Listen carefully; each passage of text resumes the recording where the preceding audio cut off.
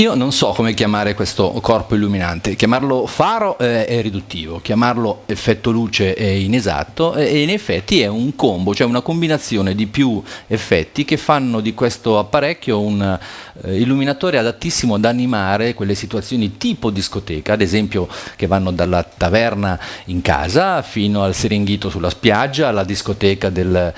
villaggio turistico, ma anche in DJ set più importanti che magari li utilizzeranno in batteria per vedere delle coreografie molto particolari come quelle che magari state intravedendo alle mie spalle. Prima di vederlo in azione vediamo un attimo da cosa è composto. Già si intravedono 3 grossi LED da 8 watt, se non sbaglio, RGB U sta per UV, quindi è in grado di fare anche la luce ultravioletta, la luce di Wood. Poi abbiamo a bordo 27 LED piccoli RGB disposti in questa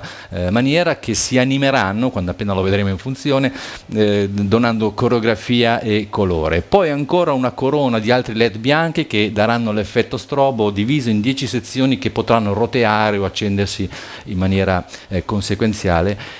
Il tutto per creare uno spettacolo sempre vario, sempre diverso, soprattutto grazie agli programmi interni già programmati, che quindi vi eviteranno di usare per forza un mixer DMX per farlo funzionare, programmi sempre vari e sempre diversi fra di loro per mantenere viva tutta una serata, sia che duri mezz'ora sia che dura 10 ore, cosa molto importante per chi deve tenere in ballo delle persone parecchie ore e non ha il light jockey che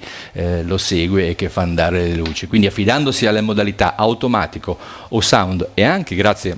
ad un radiocomando che c'è in dotazione,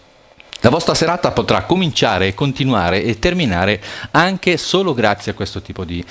illuminatore. In questo momento è già settato a tempo di musica e già solo picchiettando sul microfono vediamo i LED, grossi LED che danno luce e colore, non tantissima, la discoteca non vuole tantissima luce, ma un minimo di ambiente e di colore ce n'è bisogno. Vediamo già accendersi i LED interni e continuando a picchiettare, facendo finta che il mio dito sia in realtà la musica vostra preferita, ecco, vedete che si produce nelle sue coreografie molto spettacolari, molto vari. Proviamo a vederlo a luci un pochino più basse. Non c'è dubbio che è molto spettacolare, non c'è dubbio.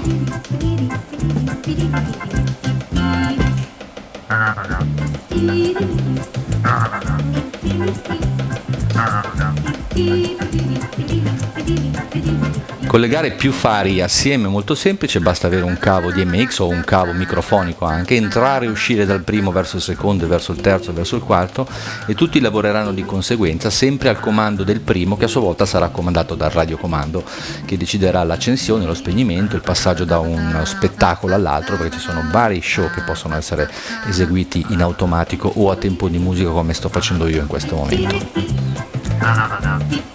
Il faro lo trovate sul nostro sito www.audioluci.store, altri video sul nostro canale YouTube,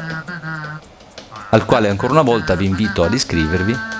e lasciare, se credete, un commento, speriamo positivo. A presto allora.